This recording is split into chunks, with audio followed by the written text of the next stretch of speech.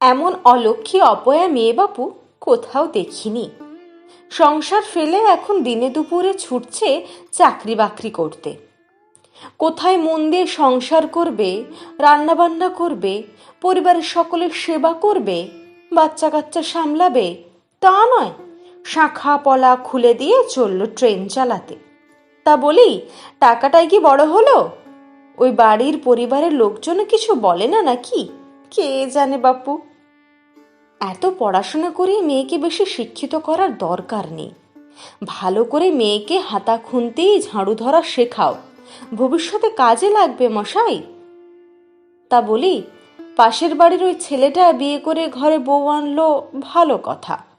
তা আনলো আনুক, তা বলে এমন একখানা কালো কুচকুচে হাড়ির ঝুলের মতো বউ ঘরে আনলো। সত্যি বাবা, সমাজে বউটাকে নিয়ে কি করে বেরোবে কে জানে। হ্যাঁ গো, তোমরা শুনেছ অমন একখানা রাজপুত্রের মতো ছেলেটা শেষে বিয়ে করে আনলো ওই দোপড়া অপয়াটাকে? তা করবে না কেন বলো তো দিদি? ওই অপয়াটা যদি কাপড় খুলে দিয়ে দিন রাত বসে থাকে, তা ছেলেদের তো মাথা নষ্ট হবেই। একটা ছেলের মাথা খেয়ে হয়নি, আবার একটা। এভাবে কত ছেলে মাথা খাবে কে জানে। বাপটা তো এত গরিব, তবুও দেখেছ কেমন যত্ন করে মাথায় তুলে রাখে মেয়েটাকে। ছেলে সন্তান হলেও না হয় হতো, কন্যা সন্তান নিয়ে এত মাতামাতি করার যে কি আছে শুনি। পাশের পাড়ার বারবার মেয়ে জন্ম দেওয়া মহিলাটি নিশ্চয়ই অলক্ষী, তা না হলে একটাও ছেলে জন্ম দিতে পারল না এখনো। আজ থেকে তোর সাথে আমার আর কোনো সম্পর্ক নেই। তোর ওই জন্ম দেওয়া মেয়েকে নিয়ে তুই বাপের বাড়ি চলে যাবি। আমার বাড়িতে তোদের আর ঢুকতে দেব না। মার মার, চুলের মুঠি ধরে মার বাবু। আজ এত বছরও একটা সন্তান দিতে পারলো না। বের করে দে ওকে ঘর থেকে। ওকে শুনিয়ে দে, নাতির জন্ম না দিলে সারা জীবনের জন্য ওকে ঘর এবং বর দুটোই ছাড়তে হবে কিন্তু। ডাস্টবিন থেকে কেমন যেন একটা সদ্যজাতর কান্নার আওয়াজ আসছে, তাই না? শুধু সদ্যজাত বলো না গো, বলো সদ্যজাত কন্যা সন্তান।